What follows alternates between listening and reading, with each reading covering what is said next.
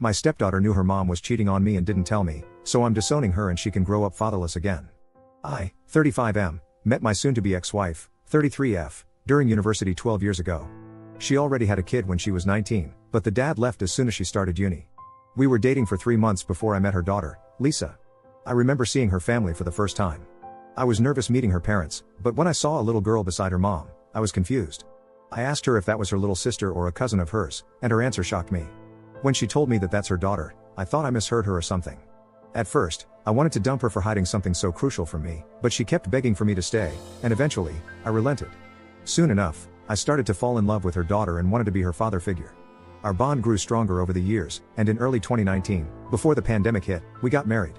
In late 2021, I adopted Lisa, and in early 2022, my wife gave birth to our son, Mark. After Mark was born, my wife made the choice to stay at home for the time being, and I was completely fine with that. Everything was going perfectly until a few months ago. I started noticing my wife spending increasingly more time with her friends. At the time, I didn't say anything, since, in my mind, being at home all day probably meant she needed her own space, and I didn't want to seem controlling. The thing that made me suspicious was her constant texting and leaving the room for calls. She never did that for anyone besides this one friend of hers. I asked her about it, but she gave me some vague answers about gossip. The moment that took it too far, though, was when I came home last week and saw her outside talking on the phone. This wasn't out of the ordinary, but I remember seeing my son on the floor, crying alone. I was pissed at my wife for just leaving him alone in the house, but when I went to pick him up and smelled the horrible stench coming from him, I was beyond furious. His diaper seemed like it hadn't been changed since that morning. I quickly changed his diaper and rushed outside, and she was still talking on the phone. I snatched her phone from her hand and bolted back inside. She tried following me, but I locked her out. I had my suspicions about who was on the other end of the call, and when I heard a male voice calling out her name and asking who was there, I immediately knew what was going on. He ended the call as soon as he heard my voice. I then proceeded to screenshot as much of their chat as I could and then sent them to myself before deleting them on her phone. About 5 minutes later, she was still yelling and shouting at the front door, demanding to be let in, and I reluctantly opened it and was met with a smack in the face. As soon as she realized what she had just done, she apologized profusely, started crying, and tried to hug me. I pushed her away and told her to meet me at the dining table. I told Lisa to quickly take care of the baby so her mom and I could have a quick chat. I kept it simple. I told her this was her only chance to even have a sliver of a chance of getting me back. If she messed up this talk, it was over on the spot, no lies, nothing. She kept on trying to apologize and to say it wasn't that serious. I reminded her that she not only messed me over, but she also could have easily done serious harm to our son by leaving him alone in the house like that. I then simply asked who, for how long, and did they smash. She replied with her ex-boss, Daniel, 6 months, and she didn't answer the last one, so I kept reminding her that this was her last chance. She then simply nodded. I then asked her if they used protection. To this, she started crying and begging me for forgiveness. She said she would block him then and there, would never contact him again, and that I could smash with any woman I want from now on, blah blah blah. I guess Lisa heard the commotion and came downstairs. I told her to go back up, but she just walked to my wife and asked her if I knew about Daniel. Up to this point, I was calm, but upon hearing this, I swear even I started tearing up. I asked Lisa if she knew all along, and she said yes. At this point, I'm full on crying, and I asked her why she didn't tell me. She responded with, because unlike you, Daniel buys me the things I want without having to beg. I then asked her how she could possibly do this to her dad. She responded with the "you're not my real dad" crap. My wife screamed at her upon hearing what she said. At that point, I couldn't bear any of this anymore. I just grabbed my son and got into the car. My son and I are currently staying at my parents' house. I've basically been drinking myself to sleep every day. Thanks to the saint of a mother I have, my son is being taken care of right now. I'm beyond hurt. I've canceled my ex-daughter's private school tuition, all her extracurricular activities, and I've contacted a divorce lawyer. He's going to serve my wife this Friday.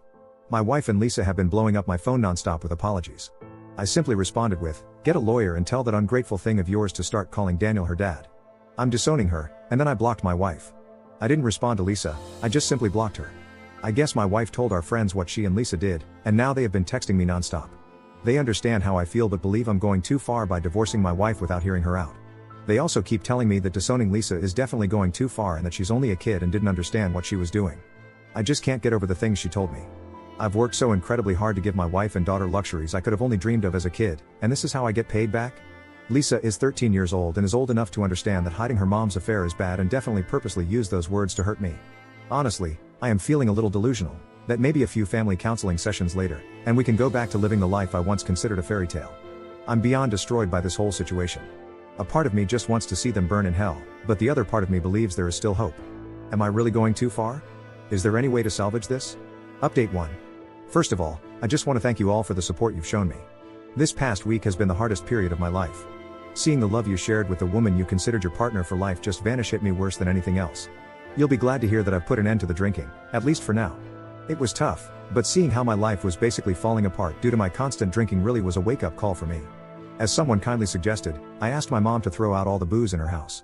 The first couple of days were tough, with me being more depressed than ever, but I'm doing much better now.